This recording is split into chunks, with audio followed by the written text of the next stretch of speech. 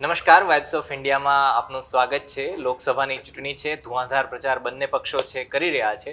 આ બધાની વચ્ચે સમજવું હતું કે ભારતીય જનતા પાર્ટીની કઈ રીતના પરિસ્થિતિ છે, લોકસભામાં લડત કઈ રીતના આપવાની છે.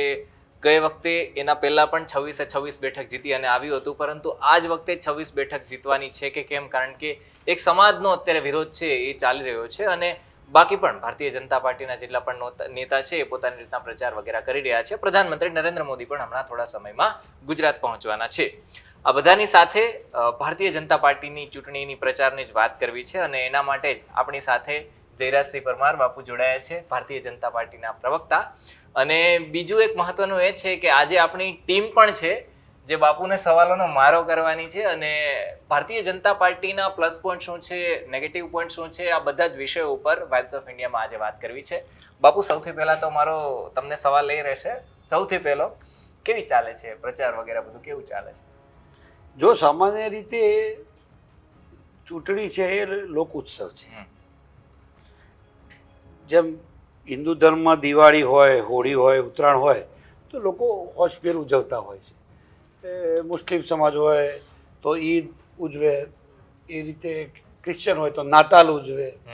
એમ તમામ ધર્મના જેમ તહેવારો છે એમ બધા જ ધર્મના લોકો, બધી જ જ્ઞાતિના લોકો, બધી જ ઉંમરના લોકો, બધા જ પ્રાંતના લોકો, લિંગભેદ વગર એક સાથે જો કોઈ વસ્તુમાં એક કોમન ઉત્સવ હોય તો ચૂંટણી છે. અને એ ચૂંટણી અત્યારે લગભગ એકદમ એની પરાકાષ્ઠા ઉપર છે. 2 ફેઝ, આજે બીજા ફેઝની ચૂંટણી તો આજે લગભગ પૂરી થવા પણ આવશે. હમણાં ગુજરાત એકદમ 100% ઇલેક્શન મોડમાં છે. એટલે અત્યારે ટોક ઓફ ધ ટાઉન કહો, મેળાવડાઓમાં કે જ્યાં ગેધરિંગ છે ત્યાં એક જ મુદ્દો છે, ચૂંટણી. પણ ભારતીય જનતા પાર્ટીનો પ્રચાર કેવો ચાલી રહ્યો છે? હવે ભારતીય જનતા પાર્ટીના પ્રચારની ત્યાં વાત કરો ત્યાં સુધી એક વાત બહુ સ્પષ્ટ કર, એકદમ કાર્પેટ બોમ્બાર્ડિંગ પદ્ધતિથી ભારતીય જનતા પાર્ટીની ચૂંટણી પ્રચાર પદ્ધતિ હોય છે. એક તો સ્પષ્ટતા સાથે એક વાત બહુ સ્પષ્ટ છે કે 24 કલાક 365 દિવસ ભારતીય જનતા પાર્ટી એ ઇલેક્શન મોડમાં જ હોય છે, ચૂંટણીના મોડમાં જ હોય. તમે આડા દિવસે પોલિટિકલ પાર્ટીઓ ફક્ત જેમ પરીક્ષા આવે, વિદ્યાર્થી પરીક્ષાની તૈયારી કરે, છેલ્લો મહિનો ગાઈડ કે અપેક્ષિત વાંચીને તૈયારી કરે, એવું નથી. ભારતીય જનતા પાર્ટી પહેલા જ દિવસથી ચૂંટણી કાલે જ કેમ ના આવે એ તૈયારી સાથે મેદાનમાં ઉતરે છે. એટલે એક વાત કહું, દાખલા તરીકે સરકાર છે, સરકાર 2 પાસાઓથી જવાબદાર હોય છે. સરકારે પોતાનો હિસાબ જનતાની અદાલતમાં આપવાનો હોય છે. એટલે પોતે જે કામો કર્યા છે એના ડેવલપમેન્ટના કામો હોય એ સિવાયના પણ એ તમામ લોકો સુધી સતત રહેવું પડે. હું તમને એક દાખલો આપું છું. દાખલા તરીકે વિપક્ષ હોય હંમેશા સામાન્ય રીતે એને રોડ પર હોવો જોઈએ. વિપક્ષ હંમેશા રોડ ઉપર હોય અને સત્તાધારી પાર્ટી છે એને પ્રજા વચ્ચે જવાના બહાના શોધવા પડે. લોકોની વચ્ચે કઈ રીતે જવું એ સતત કાર્યક્રમો તમારે મેનેજ કરવા પડે, ઊભા કરવા પડે. એટલે જનરલી એર કન્ડિશન હોલોમાં કે ટાઉન હોલોમાં સત્તાધારી પક્ષના કાર્યક્રમો હોય, 50% તો સરકારી કાર્યક્રમો હોય. પણ એ સિવાયના પાર્ટીએ લોકોમાંથી ભૂસાઈ ના જાય, લોકો ભારતીય જનતા પાર્ટીને ભૂલી ન જાય, એટલે સતત કાર્યક્રમો ચાલુ રાખવાના. અને એના પછી જે સરકારના કાર્યક્રમો છે એ છેક છેવાડાના માનવી સુધી એ વાત પહોંચે. વિકાસ, એની યોજનાઓની અવેરનેસ એટલે જાગૃતિ, જેમ રસ્કીને અન્ટુ ધ લાસ્ટની વાત કરી છે, અંત્યોદયની, એ વાત કરું છું કે છેવાડાના માનવી સુધી એ યોજનાનો લાભ પહોંચવો જોઈએ. કેવી રીતે પહોંચે? તો ત્યારે જ પહોંચે જ્યારે સરકારની કોઈ પણ નવી યોજનાની માહિતી હોય. માહિતી કેવી રીતે આવે? તો ઇન્ડેક્સ બીથી લઈને અનેક વિભાગો એવા છે કે જેના કારણે સરકાર પોતે લોકો સુધી જાય તો એના લાભાર્થી સુધી એનો લાભ પહોંચે અને પરકોલેટ થાય. એટલે એના માટે સતત 5 વર્ષ સુધીની આ પ્રક્રિયા છે. આ વહીવટી વાત થઈ. પણ સંગઠન, તો સંગઠનનું આપણે ધ્યાન ઉપર મૂકવા માંગુ કે દાખલા તરીકે હું આપને કહું, 26 લોકસભા, 182 વિધાનસભા બેઠકો, 33 જિલ્લા પંચાયત, 252 તાલુકા પંચાયત, 8 મહાનગરો, 156 નગરપાલિકા, એના પછી 10,400 શક્તિ કેન્દ્રો એટલે મતદાન મથકો, હા 10,400 શક્તિ કેન્દ્રો, 52,000 બૂથ, 74 લાખ પેજ સમિતિ, 3.5 કરોડ મતદારો. આનો સતત એનો સંપર્ક. મને વાત સમજાવો. એ ટિફિન બેઠકોથી શરૂ કરી એના વિસ્તારક, પૂર્ણકાલીન વિસ્તારક, અર્ધકાલીન વિસ્તારક, આ બધું જ સતત એક ધારું ઓવરલેપિંગ આમ પેલો જેમ ખાટલાની પાર્ટી કેમ ભરતા હોઈએ તો ઊભું જાય ને આડું જાય. એટલે સતત લોકોની વચ્ચે રહેવાનું, લોકોને સરકારના કાર્યક્રમોનો લાભ મળે, સંગઠનમાં લોકો તમારી સાથે રહે. આ વાત સતત કહેતા. એટલે ચૂંટણી છે એ ફક્ત ટેકનિકલી આ પ્રક્રિયા છે કે જેમાંથી ભારતીય જનતા પાર્ટી નહીં બધાએ પસાર થવાનું હોય છે. આ લોકશાહીની આ એક પદ્ધતિ છે.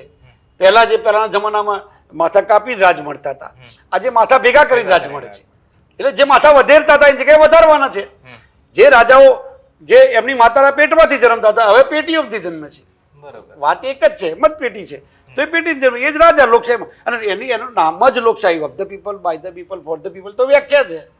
પણ સાચી લોકશાહી એ છે કે લોકોને પોતાનો પ્રતિનિધિ ચૂંટવાની તક મળે છે. અને સદનસીબ છીએ આપણે કે દુનિયાની સૌથી મોટી લોકશાહીમાં આજે પણ ફ્રી એન્ડ ફેર ઇલેક્શન ખૂબ સારી રીતે થઈ શકે છે. ફ્રી એન્ડ ફેર ઇલેક્શનની તમે વાત કરી, ઓડિયન્સમાંથી પ્રશ્નો પણ આપણે લઈ લઈએ. આપણે જેટલા પણ લોકો છે એમાંથી મેમ સૌથી પહેલા તો તમારાથી શરૂઆત કરીએ. નંદની મેમ આપણા કન્સલ્ટિંગ એડિટર છે.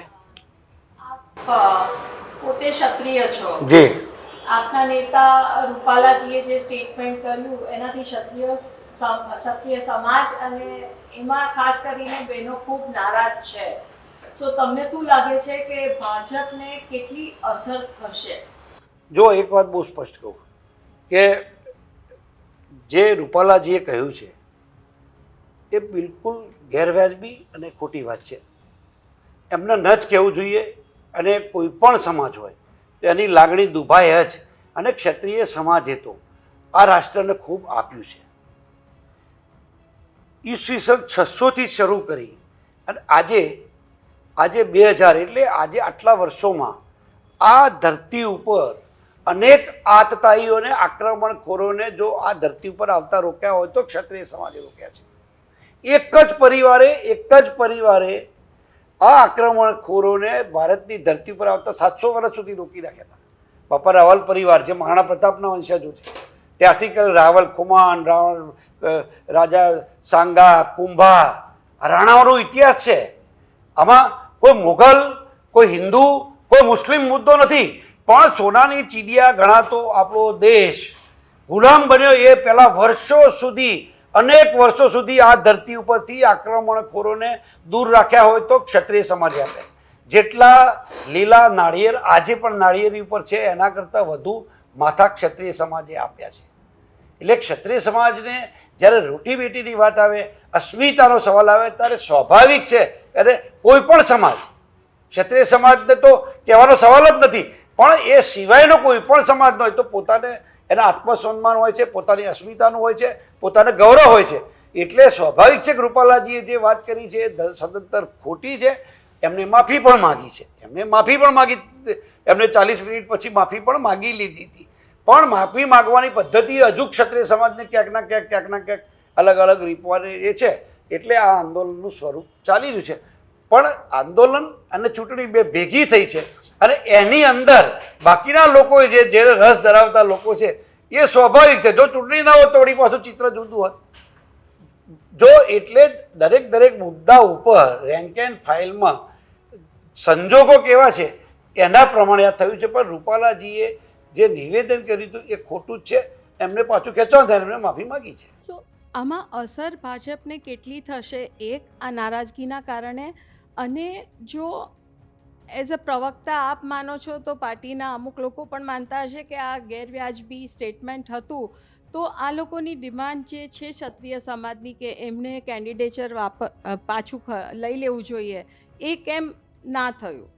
જો એ તો બહુ સ્પષ્ટતા સાથે કહું કે હું અત્યારે તો અહીંયા ભારતીય જનતા પાર્ટીના પ્રવક્તા તરીકે વાત કરું છું. પણ ક્ષત્રિય સમાજમાં આવું છું. ક્ષત્રિય સમાજને ક્ષત્રિય હોવાનું મને ગૌરવ છે. મુદ્દો એ છે કે રૂપાલાજીએ માફી માગી, આદરણીય જયરાજસિંહજીના ત્યાં ગોંડલમાં મિટિંગ થઈ ત્યાં પણ માફી માગી, પ્રદેશ અધ્યક્ષ સી.આર. પાટીલજીએ પોતે પણ 2 હાથ જોડીને માફી માગું છું, હવે આ મુદ્દાને જવા દો, આટલા સુધીની વાત આવી. કેન્ડિડેચર પાછું ખેંચવાની વાત આવે ત્યાં અનેક બીજા પ્રશ્નો ઉપસ્થિત થતા હોય છે. હા, એક વાત ચોક્કસ છે, ચોક્કસ કહું છું કે આ નિવેદન ખોટું થયું છે. અંગ્રેજો સાથે રોટી બેટી વ્યવહારની વાત કરીએ, સદન ઇતિહાસમાં ક્યાંય કોઈ પાના ઉપર આ ઉલ્લેખ નથી, એટલે ખોટી વાત તો કહી જ છે. દુઃખ પણ થયું કે રૂપાલાજી સેવા વ્યક્તિથી આવી ભૂલો થાય, એ પણ વ્યાજબી નથી. પણ અસ્મિતાનો જે મુદ્દો હોય ત્યાં માફી એ એનું છેલ્લું હથિયાર અથવા તો શસ્ત્ર છે. તો એના પછી જે રીતે આ ચૂંટણીના માહોલમાં વાત ખેંચાય છે સમજી શકાય છે, પણ એ વાતને ચૂંટણીના જ્યારે તમે મેદાનમાં જાઓ છો ત્યારે તો કોમન વાઇડર સ્કેલમાં જ્યારે તમારે જવાનું હોય ત્યારે તો તમારી હાર જીત, વાતાવરણ, પાછા એક્શનની સામે રિએક્શન, ન્યૂટનની ગતિનો ત્રીજો નિયમ, બધા બહુ એના નિયમો કામ કરતા હોય છે. એટલે ચૂંટણીના મેદાનમાં ભારતીય જનતા પાર્ટી, હા, તમે કોઈ એક વ્યક્તિ માટે આખા સમાજને નારાજ કરી શકો એવું કોઈ ભારતીય જનતા પાર્ટી માનતી નથી. ભારતીય જનતા પાર્ટી કોઈ ક્ષત્રિય સમાજને એમ કે નારાજ કરવા માગે છે, એમાં એને મજા આવે છે, કોઈ મુદ્દો જ નથી. એટલે જે લોકો રસ લઈ રહ્યા છે એમાં પણ બીજા પક્ષના લોકો પણ છે. પણ ઘણી વખત શું થાય કે સમાજની જ્યારે વાત આવતી હોય ત્યારે ઘણી વખત સારા આગેવાનો, એક આગેવાનને, એક ભારતીય જનતા પાર્ટીની અંદર જે આગેવાનો છે, પ્રતિષ્ઠિત નિષ્ઠાવાન આગેવાનો છે, પણ એમની ઉપર આંગળી કરતા એક નેતાને બનાવતા 20 વર્ષ લાગતા હોય છે. એક સમાજના નેતાને તમે આંગળી એની સામે ચીંધો, એના પછીનું સમાજને કેટલું નુકસાન થતું હોય એ પણ સમાજે જોવું જોઈએ. પણ પોતાના વ્યક્તિગત સ્કોર સેટ કરવા માટે કે વ્યક્તિગત ટાર્ગેટ માટે ઘણા બધાની વાત નથી કરતો, પણ એવા કેટલાય લોકો વ્યક્તિગત ટાર્ગેટ માટે ક્યાંક ભૂતકાળમાં એમને જ સમાજની સાથે સોદા કર્યા હોય એવા અનેક લોકો એમાં જોડાઈ ગયા છે. એટલે મારે વ્યક્તિગત કોઈના ઉપર જવું નથી, પણ સમાજે પણ કયા નેતાની સાથે તમે જાઓ છો, મુદ્દો અને એમના ટાર્ગેટ બંને જુદા છે. આ અગત્યની બાબત સૌથી વધુ કામ કરી રહી છે. અને એક નેતાની સામે ગમે તેવા વ્યક્તિ આક્ષેપ કરી દે, એ આક્ષેપો એટલે નેતાઓ એમની જાતને અળગી રાખે છે. કારણ કે જ્યારે સામાજિક અને રાજકીય પક્ષો બંનેના ગણિતો જુદા હોય છે. રાજકીય પક્ષોને તો તમામ કોમો, તમામ ધર્મ, જ્ઞાતિ, પ્રાંત બધું આવકાર્ય હોય, એટલે એકલા જ એક જ્ઞાતિ કે ટિકિટ બદલી કાઢો તો પાર્ટીઓ એવું વિચારતી હોય છે કાલે બીજી જ્ઞાતિ કહે છે. મુદ્દો આટલો જ છે. બાકી કોઈ ક્ષત્રિય સમાજનું સન્માન કરે છે. તમે ભારતીય જનતા પાર્ટીના મુખ્યમંત્રીઓ જોઈ લો. મધ્યપ્રદેશમાં શિવરાજસિંહ હતા, રાજસ્થાન વસુંધરા રાજે અત્યાર સુધી રહ્યા છે, અત્યારે હિમાચલમાં પણ મુખ્યમંત્રી ક્ષત્રિય સમાજના છે. એ સિવાય ક્ષત્રિય સમાજના આગેવાનોને જે રાજમાતા સિંધિયા વખતથી ગાયત્રી દેવી જયપુરથી ચાલુ કરી ઇતિહાસ તો જુઓ. ભારતીય જનતા પાર્ટીને ઊભો કરવામાં પાયામાં ક્ષત્રિય સમાજનો ખૂબ મોટો ફાળો રહેલો છે. એટલે ક્ષત્રિય સમાજને નારાજ કરી ભારતીય જનતા પાર્ટી કે મેળવવા માંગે એવો કોઈ મુદ્દો નથી. નિલેશ કુંભાણી પ્રકરણમાં વિપક્ષે ભાજપ પર આક્ષેપો કર્યા છે, તો એના પર તમારું શું કહેવું છે? જુઓ, એક વાત બહુ સ્પષ્ટ કહું કે everything is fair in love and war and election. આટલી વાત તો બહુ સ્પષ્ટતા સાથે પકડીને ચાલવું પડે. તમે ઉમેદવાર પસંદગી કરો છો ત્યારે શ્રેષ્ઠ ઉમેદવાર આપો છો એવું જનતાને કહો છો. એમાંગ ધ બેસ્ટ જે છે એમાંથી સારામાં સારા ઉમેદવાર અમે તમને આપ્યા છે એવું કોંગ્રેસ કહે છે. કોંગ્રેસનો ઉમેદવાર એના ટેકેદારો કોંગ્રેસ નક્કી કરે, ઉમેદવારની ટિકિટ કોંગ્રેસ આપે, ડમી ભરવાની જોગવાઈ છે, 5 સેટ ભરવાની જોગવાઈ છે, 5 સેટમાં 10 ટેકેદારો જુદા આવે. કોને ધ્યાન રાખ્યું ભાઈ? શું કરે છે તમારો લીગલ સેલ? તમે 5 સેટ ભરી શકો છો તો 10 ટેકેદારો તમારે ચકાસવા જોઈએ. અને ઉમેદવાર કેમ નક્કી કરે છે મને સમજાવો ને. કોંગ્રેસ એક વ્યક્તિ લાવો મારી સામે જવાબ આપવા માટે, જે તમે જેને બોલાવો એને બોલાવો, હું એમને જવાબ આપવા તૈયાર છું કે 5 સેટ છે તમારા ટેકેદારો તો જુદા જોઈએ. તો કુંભાણીના ટેકેદાર કુંભાણી નક્કી કરે કે પાર્ટી નક્કી કરે? પૂછો કોંગ્રેસના નેતાને જવાબ, સવાલ પૂછો કે સમર્થક કોણ સહી કરે? મારા શાળાને મારા બનાવીને મારે સહીઓ કરાવવાની છે? મારે સમર્થક મારો ટેકેદાર હોય એક સેટ, બીજા સેટમાં 2 ટેકેદાર બદલાય, ચલો એ વાત જવા દો. પછી ડમી ઉમેદવાર ક્યાં ગયા કેમ ડમી ફોર્મ નથી ભરાવ્યા? તમારે કશું કરવું નથી, નાનું છોકરું મેન્ડેટ લઈને ભાગી જાય છે. ખાનગીમાં રાતે ફાર્મ હાઉસ ઉપર 2-2 વાગે મેન્ડેટો આપો છો અને પછી વિપક્ષ ઉપર તમે બાના કાઢી વિપક્ષ રાખી દો છો. તો તમારી તેવડ નથી. તમારા માણસો જઈને ફોર્મ ખેંચી આવે છે અને 12 જણા ફોર્મ ખેંચે, 12 જણા, તો તમને ખબર પડવી ભાઈ તમે નબળા તમે છો અને તમે વિપક્ષ પર, તમે સત્તાધારી પક્ષ ઉપર આક્ષેપ કરી રહ્યા છો. એટલે તમારી નબળાઈ છુપાવવા તમે આંખો બંધ કરી દો એટલે સુરત ના ટંકાઈ જાય ભાઈ. એ તો સુરત તો દેખાવાનો જ છે. મુદ્દો આ જ છે કે તમે તમારી નિષ્ફળતા માટે તમે દોષ કુંભાણી દો. કુંભાણી ટિકિટ ક્યાં ભારતીય જનતા પાર્ટી આપવા આવી છે? મને સમજાવો.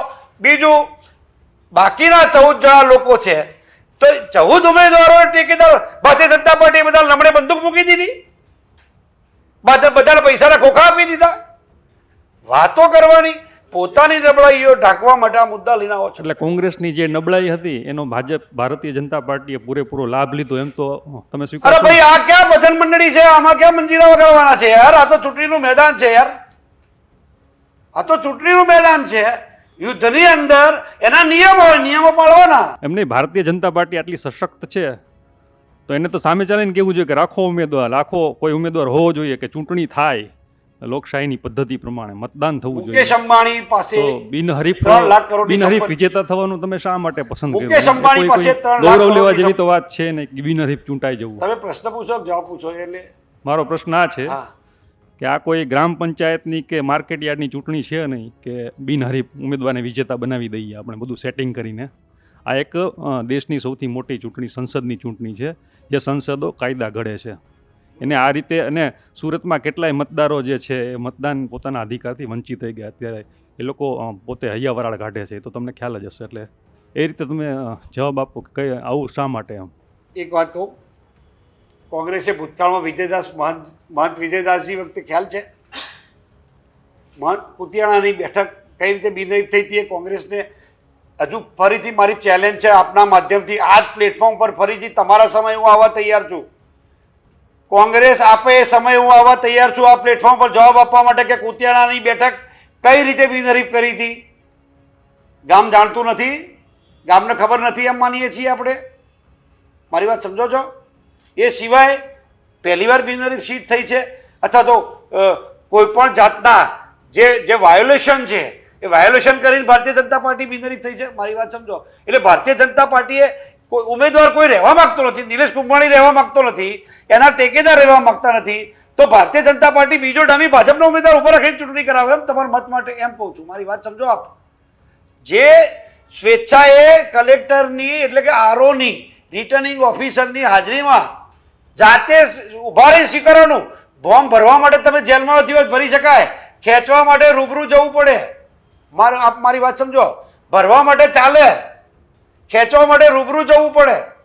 જાતે તમારે સોગંદનામું હોય કે ભાઈ હું જાતે સ્વેચ્છાએ કોઈ પણ જાતના પ્રલોભન વગર, દબાણ વગર મારું ફોર્મ પાછું ખેંચું છું. તો 14 જણા જ્યારે 14 જણા ખેંચી લે પછી એ તમે જો લોકશાહીની વાત કરતા હોય, ભારતીય જનતા પાર્ટીના કરતા હોય તો ક્યાં મુદ્દો? જયરાજસિંહજી, આ એક કોઇન્સિડન્સ છે કે ઇન્ડિપેન્ડન્ટ્સને પણ ઇલેક્શન લડવું નથી? I mean isn't it strange? જો કારણ કે બધાની ઈચ્છા હોય લડવાની, કાં તો મની પાવર હશે કાં તો મસલ પાવર. બાકી એકે પાવર નહીં, બધાને એકે પાવર નહીં. નરેન્દ્રભાઈ મોદીનો પાવર, હું કહું નરેન્દ્રભાઈ મોદીનો પાવર. એટલા ઇન્સ્પાયર થઈ ગયા કે ઇન્ડિપેન્ડન્સને થયું કે અમે ફોર્મ પાછા ખેંચી લઈએ. માનસિકતામ છે, તમે સમજો.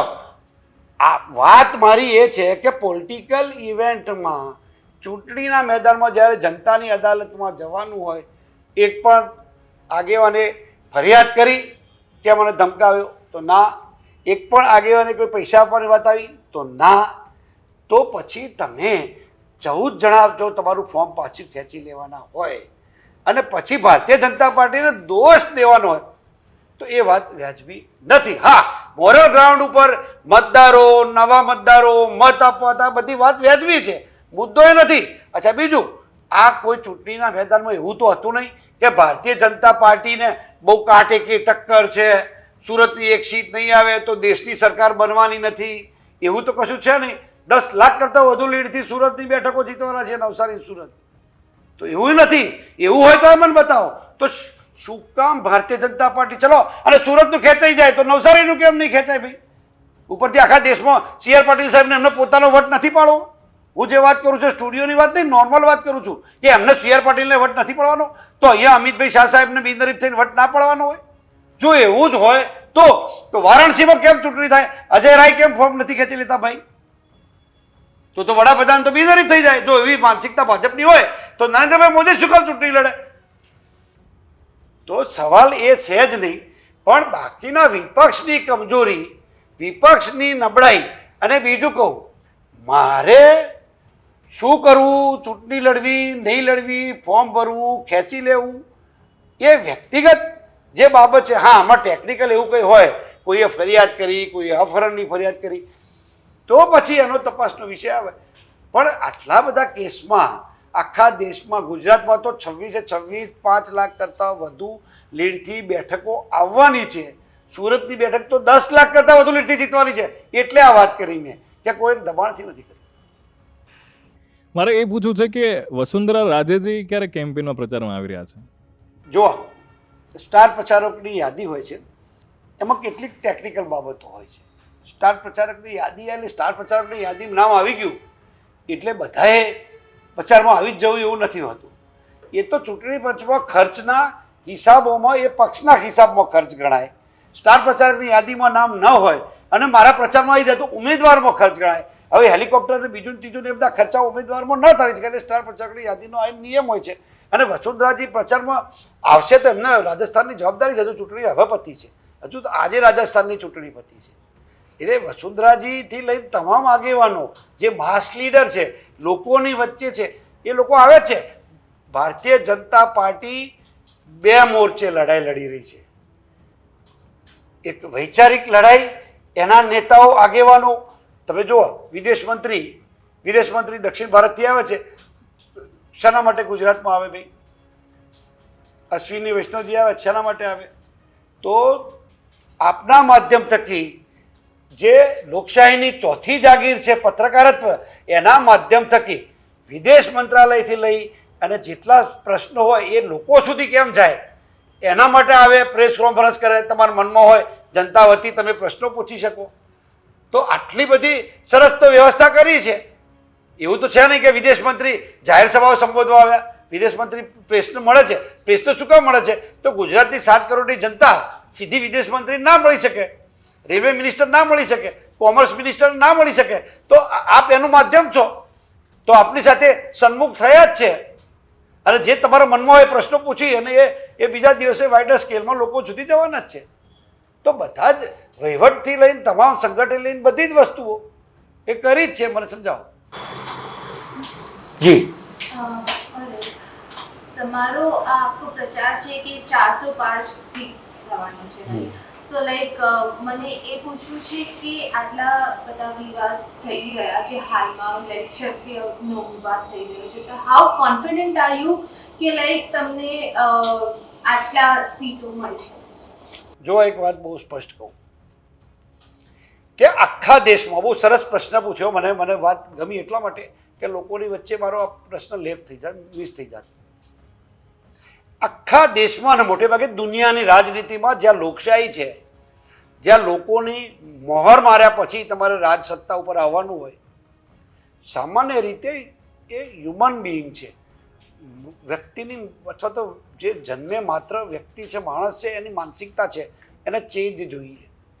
તમે ગમે તેટલું શાસન સારું કરો તો પણ 5 વર્ષે એને ચેન્જ જોઈએ છે. આ માનસિકતા છે વ્યક્તિની. તો તમે ગુજરાતની અંદર 27 વર્ષથી ભારતીય જનતા પાર્ટીની સરકાર છે, દેશમાં 10 વર્ષથી સરકાર છે. કોંગ્રેસની સરકારો જ્યારે બદલાય ત્યારે આ જ કોંગ્રેસ એવું કે એન્ટી ઇન્કમ્બન્સી છે, એન્ટી એસ્ટાબ્લિશમેન્ટ વેવ ચાલે છે, સત્તા વિરોધી મોજું છે. ખૂબ કોમન ફિનોમિના છે, કોઈ નવી વાત નથી. પણ તમને ભારતીય જનતા પાર્ટીના શાસનમાં, આદરણીય મોદી સાહેબના શાસનમાં પહેલી વખત તમને પ્રો ઇન્કમ્બન્સી જોવા મળે. અને પ્રો ઇન્કમ્બન્સી એ ખૂબ મોટું એચિવમેન્ટ છે, બિગ એચિવમેન્ટ છે. પ્રો ઇન્કમ્બન્સી હોઈ ના શકે. સત્તા તરફે તમારે ચૂંટણી લડવી ખૂબ અઘરી પડે. એની જગ્યાએ સત્તા તરફી મોજું બહુ વખત પછી તમને જોવા મળે. 27 વર્ષ થયા તમે વિચાર કરો, તમે એકના એક પાક વાવો નહીં એવું દિવાલ પર લખેલું હોય, એકના એક પાક ફરતી નહીં વાવવો.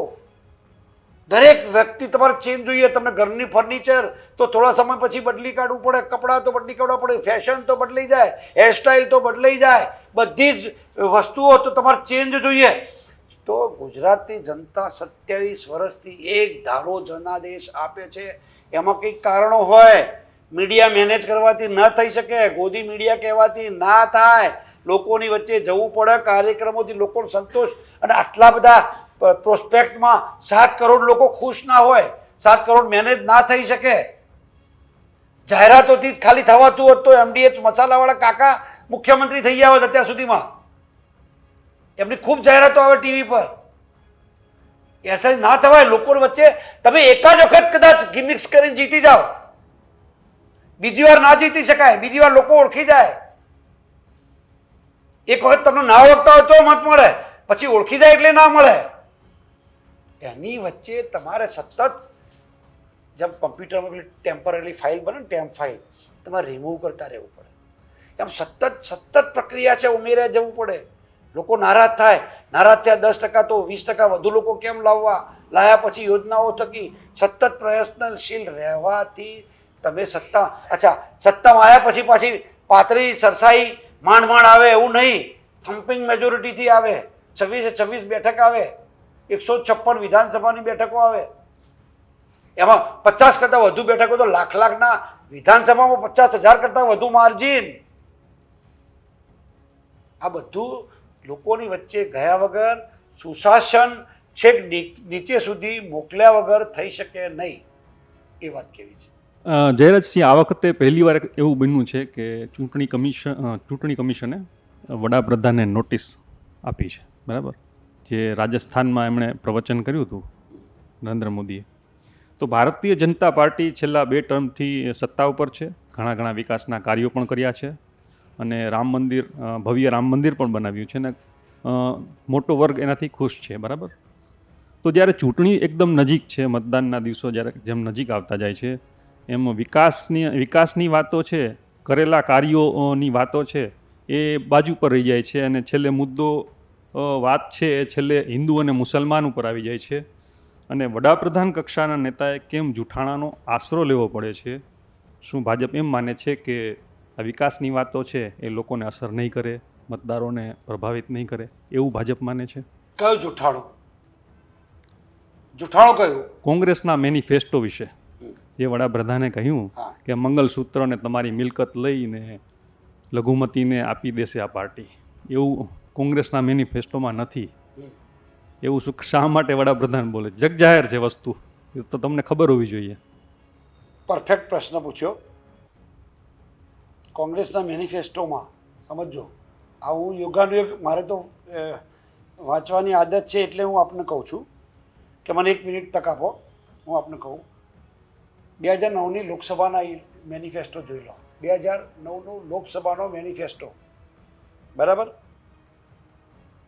અક્ષરશઃ the Indian National Congress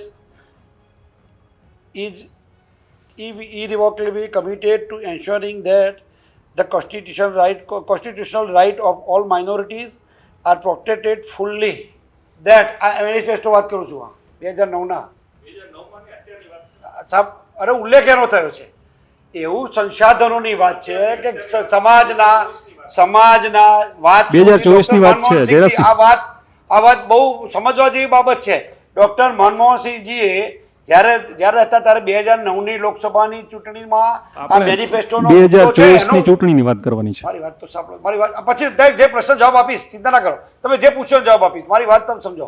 2009ની મેનિફેસ્ટોની અંદર એ ઉલ્લેખ કેમ થયો? મનમોહનસિંહજીએ કહ્યું હતું કે સંસાધનો ઉપર, નોટ ઓનલી માઇનોરિટી, વાત તો આખી છે, સમાજના પછાત વર્ગ, ઓબીસી, પીછડા વર્ગ, એમ કરીને જે, એટલે પોલિટિકલી ઉલ્લેખ કર્યો મનમોહનસિંહજીએ. એની શરૂઆત કરી હતી. મનમોહનસિંહજી જ્યારે કહ્યું ત્યારે કોંગ્રેસે સ્ટેન્ડ લેવાની જરૂર હતી. મેનિફેસ્ટોની અત્યારે કોંગ્રેસ ખુલાસો કરવા આવે છે ત્યારે કોંગ્રેસે કોઈ સ્ટેન્ડ લીધું નહોતું. પીએમઓથી એક લીટીનો ખુલાસો નહોતો આવ્યો, પાછળથી આવ્યો તો ચૂંટણી વખત, જો આપને ખ્યાલ હોય તો. બાકી પીએમઓથી એનો એનો એનો ખુલાસો આવવો જોઈએ. આ મુદ્દાની વાત કરું છું.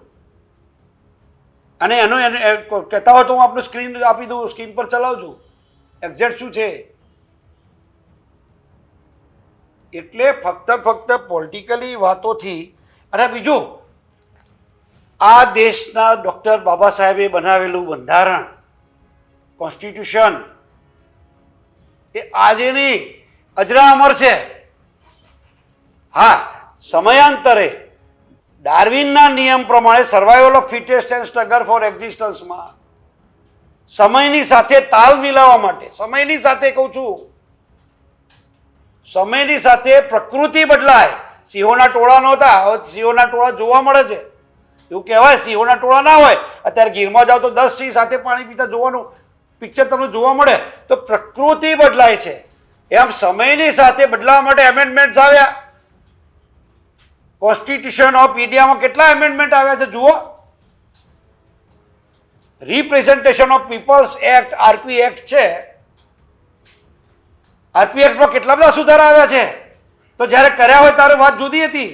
અત્યારે જે સૌથી વધુ લોકપ્રિય જે છે લોકપ્રતિનિધિત્વ ધારો, ત્યારે બંધારણ ઉપર ચર્ચા નથી. આપણે એમ બંધારણની ચર્ચા નહીં, હું એ વાત કરું છું. એટલે સમયાંતરે છે પ્રશ્નનો તમે જવાબ નથી આપતા.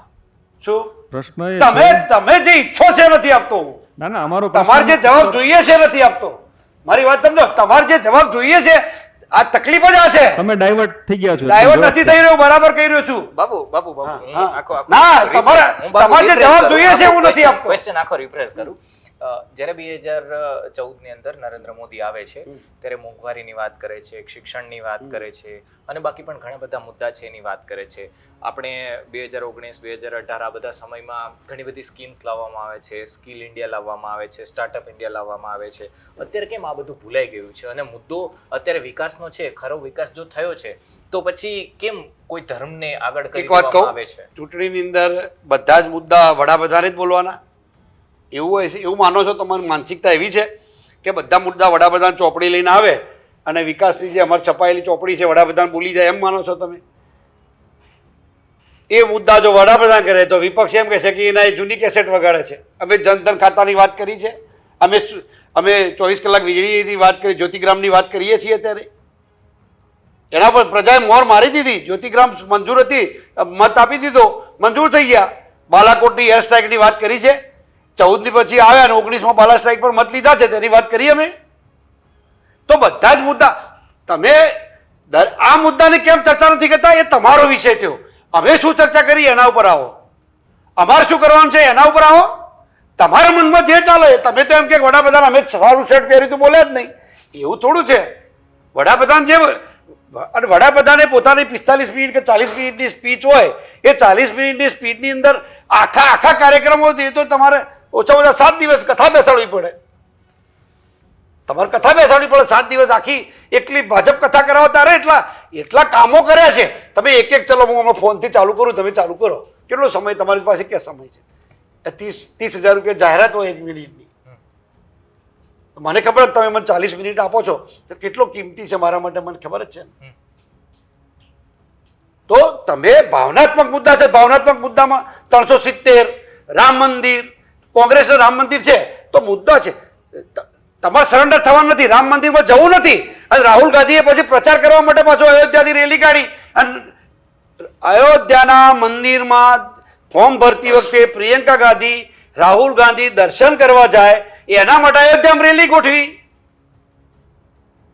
તો જ્યારે જવાનું હતું ત્યારે તો કે મંદિર અધૂરું છે, શંકરાચાર્યો આવતા નથી. તો પાર્લામેન્ટ ક્યાં અધૂરી હતી ભાઈ? પાર્લામેન્ટ ક્યાં અધૂરી હતી? એક વખત મંદિર અધૂરું માનું કાઢ્યું હતું. એટલે તમારે નાચવું નથી, નાકડું વાંકવું છે. મુદ્દો એ છે જ નહીં. એટલે આપને પણ કહું છું કે દાખલા તરીકે જે મુદ્દા ઉપર ભાવના, જો આ દેશની સંસ્કૃતિ ખૂબ મોટી સંપત્તિ છે. તમારે સોમનાથનું મંદિરમાં સરદાર પટેલ સાહેબ, કનૈયાલાલ મુનશી એનો તમારે જશ લેવો છે. સોમનાથનું મંદિરનો જીર્ણોદ્ધાર અમે કરાયો, સોમનાથ મંદિર અમે કર્યું, એનો જશ લેવો છે. એમાં મંદિરનો જશ લેવો છે, રામ મંદિરનો આપવો નથી. રામ મંદિરનો પાછો નથી આપવો. ભારતીય જનતા પાર્ટીના નરેન્દ્રભાઈ મોદીના સમયમાં નામદાર સુપ્રીમ કોર્ટનો ચુકાદો આવ્યો, મંદિર બન્યું. પણ આ દેશની પ્રજાની તમે બહુમતી સમાજનો સતત અપમાન જ કર્યા કરો. મને એક વાત સમજાવું આપના માધ્યમથી, એક જ મિનિટમાં મારી વાત પૂરી કરીશ. વોટ બેંક હંમેશા લઘુમતીની હોય. વોટ બેંક હંમેશા લઘુમતીની હોય. લઘુમતી ડઝન્ટ મીન મુસ્લિમ, લઘુમતી ડઝન્ટ મીન ક્રિશ્ચિયન. લઘુમતી એટલે કોઈ હિન્દુ મુસ્લિમ એવું નહીં. લઘુમતી એની બેંક હોય. કોઈ દિવસ બહુમતીની વોટ બેંક ના હોય. પણ સતત અપીસમેન્ટ, તૃષ્ટિકરણના કારણે, જેમ મેં કહ્યું એમ કોમ્પ્યુટરમાં ટેમ્પરરી ફાઇલો બનતી જાય એમ ઓટોમેટિક તમે સતત બહુમતી માનસિકતાનું, લોકોનું અપમાન એની ભાવનાઓ સાથે રમત રમો, એના કારણે ઓટોમેટિક બહુમતીની વોટ બેંક બનતી ગઈ, જેવું હોઈ ના શકે દુનિયામાં. અને આપોઆપ આખું ધ્રુવીકરણ જેને કહેવામાં આવે છે, ધ્રુવીકરણ કર્યું નથી. એના મૂળમાં કોંગ્રેસ અને ડાબેરી વિચારધારા, કોંગ્રેસે જે આઉટસોર્સિંગથી લેફ્ટિસ્ટ વિચારધારા લીધી છે ને, એનું આ આઉટપુટ છે.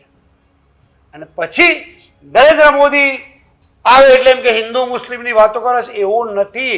સ્થાનિક પક્ષો જેની સાથે કોંગ્રેસે ગઠબંધન કર્યું છે, એ સ્થાનિક પક્ષો તૃષ્ટિકરણમાં, મતની લાલચમાં એમની છેક પરાકાષ્ઠા સુધી તૃષ્ટિકરણ કરે છે, જેના કારણે આપોઆપ ભારતીય જનતા પાર્ટીની તરફ લોકો દોડતા જાય કે આમાંથી ત્રાસમાંથી મુક્તિ મેળવવી હોય તો ભારતીય જનતા પાર્ટી, માનસિક ત્રાસમાંથી મુક્તિ મેળવવી હોય તો ભારતીય જનતા પાર્ટી. આ એનું સાચું સ્ટેટસ છે. મારે એ પૂછવું છે કે આ વખતેનું જે ઇલેક્શન છે એમાં ભાજપને પ્રેશર વધારે છે. એનું એક હું સિમ્પલ ઉદાહરણ તમને આપું કે હું ક્રિકેટનો ફેન છું, મને ક્રિકેટ બહુ ગમે. તો ક્રિકેટમાં કોઈ એક સ્ટ્રોંગ ટીમ હોય, એ અમુક બેન્ચમાર્ક સેટ કરે કે ભાઈ આથી નીચે તો નહીં જ, અને સામેનો પક્ષ જ્યારે હોય એ પક્ષને ખબર છે કે ભાઈ એટલું અત્યારે આપણે નહીં. તો આ વખતેની ચૂંટણીમાં છેલ્લા આટલા વર્ષોથી જ્યારે એક પક્ષ જે રાજ કરી રહ્યો છે, તો પ્રેશર કોને વધારે છે? અપેક્ષાના સંદર્ભમાં સચિન તેંડુલકર ઉપર જ પ્રેશર હોય. અપેક્ષાના સંદર્ભમાં દર વખતે સચિન સેન્ચુરી મારે, એવું જ આપણી માનસિકતા છે. મને યાદ છે ને, અમે જોવા જતા 90 રને આઉટ થાય ને તો આમ ગુસ્સે થઈ જતા, નર્વસ 90sમાં. સમજો, બધાને અપેક્ષાઓ છે, પણ અપેક્ષાઓ નરેન્દ્રભાઈ મોદી સાહેબથી જ છે. એટલે પ્રેશર એમનું જ હોય, અને પાયલોટ પર જ પ્રેશર હોય. બાકી તો ઓઢીને ઊંઘી જવાનું છે કોંગ્રેસવાળાએ. તો એમણે તો સારી રજે હોદવાની છે. તમે ઈચ્છા શક્તિ જ મારી પરવારી છે. તમે વિચાર કરો, શક્તિસિંહજી ગોહિલ સાહેબ આવ્યા છે, પ્રદેશનું માળખું નથી બન્યું. મારા બ્રધર છે, મોટા ભાઈ છે. પ્રદેશનું માળખું નથી. તમારી સંચાલક જે મંડળ જોવું જોઈએ, સંચાલક મંડળ નથી તમારી પાસે. કોંગ્રેસનું બોડી બતાવો મને, નથી જાહેર કર્યું. પણ કોંગ્રેસની વાત કરવા માટે ભેગા થયા નથી એટલે આ વાત નથી કરતો. બાકી મને ઉલ્લેખ કરજો કોંગ્રેસનો, તો હું ત્યાં રહ્યો છું. હું 35 વર્ષ કોંગ્રેસમાં રહ્યો છું. પણ કોંગ્રેસને પોતાને જીતવું નથી, કોંગ્રેસ પાસે અલાયદી યાદી નથી, લોકોની વચ્ચે જવું નથી. ખરેખર વિપક્ષ રોડ ઉપર હોવો જોઈએ, જગ્યાએ વિપક્ષ એર કન્ડિશનમાં છે, સરકાર એર કન્ડિશન હોવી જોઈએ, જગ્યાએ સરકાર રોડ ઉપર છે. ઉલટું ચાલે છે આખું. કોંગ્રેસે ભાજપ પર બેંક એકાઉન્ટ ફ્રીઝ કરવાનો આરોપ લગાવ્યો છે. એમનું કહેવું છે કે ચૂંટણી છે હવે એ લોકો પાસે ફંડ નથી લડવા માટે. અને જે કોંગ્રેસના ઉમેદવાર છે, જેમ કે પોરબંદરના જે ઉમેદવાર છે કોંગ્રેસના, એમનો હાલમાં એક વિડીયો પણ સોશિયલ મીડિયા પર વાયરલ થયો છે, વોટ સાથે નોટ આપવાનો.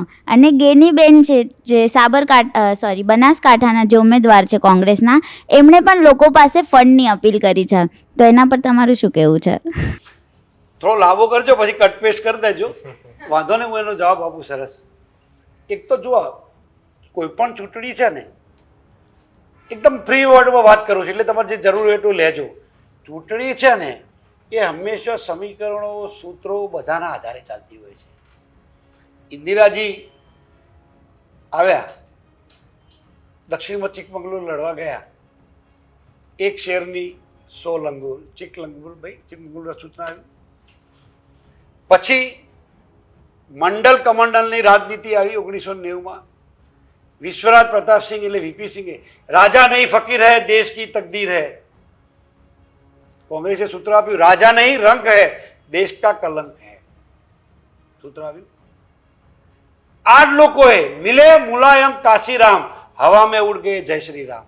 આ એ લોકો છે જે રામ મંદિર દર્શન કરવાના છે ને, એમને જ સૂત્ર આપ્યું હતું મિલે મુલાયમ કાશીરામ હવા મેં ઉડ ગયે જય શ્રી રામ. તો આ એક સૂત્ર છે. હવે નોટ અને વોટની વાત. નોટ અને વોટમાં એક બહુ સ્પષ્ટતા સાથે કહું, આ એક ટોકન છે. નોટ કોઈ પૈસા ભેગા કરવા માટે નહીં, કોઈ પણ પક્ષ. ભારતીય જનતા પાર્ટી પૂછો, કોંગ્રેસના એવા નેતાઓ છે કે જેમના ઘર જીપીસીસી કરતાં મોટા છે, બંગલાઓ જીપીસીસી કરતાં મોટા ઘરો એવા કોંગ્રેસમાં તમને 100 નેતાઓ ગણાવું. 100. મારો કોઈ આક્ષેપ નથી, એમના મુબારક છે, આક્ષેપ નથી મારો, પણ એ ખાતા ફ્રીઝ કર્યા, એ ઇરેગ્યુલારિટીઝ છે, અનિયમિતતાઓ ઇન્કમ ટેક્સની હોય તો એમની પાસે તો માંધાતાઓ છે. અમે શાસન નહોતા એટલે અમે આવું નહોતું કર્યું, એ કોઈ મુદ્દો નથી. એ તો સમયાંતરે અમે ભણવા જતા ત્યારે સ્માર્ટ ક્લાસ નહોતા, સ્માર્ટ બોર્ડ નહોતા, સાદી પાર્ટીમાં ભણતા હતા. એ તો સમયની જ એ છે. અત્યારે નાના છોકરું સરસ સ્માર્ટફોન વાપરી શકે છે, તો એ તો ઓરા છે એની, એ વિષય જ નથી. એમ જે તે વખતે એમની ઇરેગ્યુલારિટી છે તો ઇન્કમ ટેક્સ સીઝ કર્યા છે, અને પૈસા નથી, પૈસા છે એ તો હવે ચૂંટણીમાં પૈસાની ક્યાં જરૂર છે? મર્યાદા તો 1.72ની જે છે નક્કી કરેલી એટલી જ છે ને, પછી એનો પૈસાની ક્યાં જરૂર છે? જયરાજસિંહજી, બીજેપીને પાર્ટી વિથ અ ડિફરન્સ ગણવામાં આવે છે, શિસ્તબદ્ધ પાર્ટી છે, તો આ વખતે કેન્ડિડેટ સિલેક્શનમાં થોડો અસંતોષ કેમ છે? 2 એક્ઝામ્પલ્સ તમને બરોડા અને સાબરકાંઠાથી મળી જશે. અને પાર્ટીના ડબલ સ્ટાન્ડર્ડ કેમ છે? જ્યોતિબેન પંડ્યા હજી તો મીડિયા સમક્ષ બોલે છે, એ પહેલાં એમને સસ્પેન્ડ કરી દેવામાં આવે છે, અને સાવલીવાળા ઇનામદારજી CR પાટીલજીને મળીને પછી પાછા ભાજપમાં જ રહે છે. તો તમને યોગ્ય ન લાગ્યું કે જ્યોતિબેન પંડ્યાને પણ મનાવવા જોઈતા હતા? જે વ્યક્તિએ પાણીગેટ જેવા મુસ્લિમ એરિયામાં જે વખતે ભાજપને કોઈ જાણતું પણ નહોતું તે વખતથી કામ કર્યું હોય, તો એ બેનની વાત પણ ધ્યાનમાં લેવાની જરૂર ન લાગી? જ્યોતિબેને મીડિયા પાસે જવા પહેલાં CR પાટીલ જોડે જવું જોઈતું હતું. તમે મારે જે જવાબ આપવો તે તમે આપી દીધો, એટલા માટે કહું છું કે તમે ઇનામદાર ગયા તો એમની વાત કરવાની. પાર્ટીના પ્લેટફોર્મ ઉપર કોઈ પણ પ્રકારની વાત મૂકવાનો એના કાર્યકર્તાથી લઈને આગેવાન સુધી અધિકાર છે. એમનું કેવું છે કે ઓલરેડી કહી ચૂક્યા છે આગળ. મારી વાત સમજો. તો પછી એક વખત પાર્ટી નિર્ણય લીધો એ સ્વીકારવાનો હોય છે. અચ્છા, પાર્ટીએ ઉમેદવાર બદલ્યો, પાર્ટીએ 2 ઉમેદવાર બદલ્યા, એ 2 ઉમેદવાર બદલે ને 12 બદલ્યા. મારી વાત સમજો, કેમ ના બદલે મને કહો. સુપર સ્પેશિયલ તમારે જેટલી વખત જેટલા ફિલ્ટર મૂકો એટલો સારો ઉમેદવાર, જ્યાં સુધી એની ડેડલાઇન નથી ત્યાં સુધી ગમે તેટલા પાર્ટી ઉમેદવાર બદલે. પાર્ટી કોઈના કહેવાથી બદલી કાઢે એવું નથી. પાર્ટીને પોતાને એમ લાગે કે આ ઉમેદવાર કરતાં બીજા ઉમેદવાર સારા છે તો એનો પોતાનો નૈતિક અધિકાર છે, પાર્ટીને પોતાનો પાવર છે, એને પાવર એક્સરસાઇઝ કર્યા છે. તારીખ પતી ગઈને ખાનગીમાં રાતે ફોર્મ નાખ્યા એવું તો છે નહીં. એડવાન્સમાં ઇલેક્શન કમિશન ઓફ ઇન્ડિયા એટલે ચૂંટણી પંચ પ્રેસ કોન્ફરન્સ કરે એ પહેલાં તો ભારતીય જનતા પાર્ટીએ ઉમેદવાર મૂકી દીધા હતા. તો સમય પૂરતો સમય હતો તો બરાબર લાગ્યું કે ભાઈ આ ઉમેદવારમાં બરાબર નથી, અથવા તો આગેવાનોની આ ગણતરી છે તો સારો ઉમેદવાર મૂક્યો હોય તો એમાં ખોટું શું એમ. એટલે ઉમેદવાર બદલવો નહીં બદલવો, કોને મૂકવો, એ તો પાર્ટીને પોતાનો અધિકાર છે ને. એટલે પછી એ મુદ્દો કોઈ રહેતો નથી કે અમને કેમ બદલ્યા ને આને કેમ ના મૂક્યા, એ કોઈ મુદ્દો નથી. એ હાઈકમાન્ડનો વિશેષાધિકાર છે. અહીંથી રજૂઆતો થઈ ગઈ, પછી હાઈકમાન્ડે જે નિર્ણય લેવો એ લે. અને બીજું કહું કે સારો ઉમેદવાર અને ખોટો ઉમેદવાર તો સૌના પોતાના પરિપ્રેક્ષમાં હોય છે. જનતાની અદાલતમાં તો જવાનું જ છે. ખોટો ઉમેદવાર છે તો વડોદરાથી પાછો મોકલી દેશે. ઉમેદવાર બરાબર નહીં હોય, સાબરકાંઠામાં ઉમેદવાર બરાબર નહીં હોય, જનતા પાછો મોકલી દેશે. તો લોકો નક્કી કરવા દો ને, આપણે શું કામ નક્કી કરી દઈએ છીએ ટાઈટ કમ્પાર્ટમેન્ટમાં કે આ સારો ના ખોટો એમ. થેન્ક યુ સો મચ બાપુ કે તમે આખી વાત રાખી કે ભારતીય જનતા પાર્ટી છે એ કઈ રીતના અત્યારે પ્રચાર કરી રહી છે, ભારતીય જનતા પાર્ટીના જે કંઈ પણ પાસાઓ છે એના વિશે પણ વાત કરી. એ બદલ તમારો ખૂબ ખૂબ આભાર. મળતા રહીશું ફરીથી અને અભિનંદન તમને 7 તારીખ માટે. Thank you so much Babu.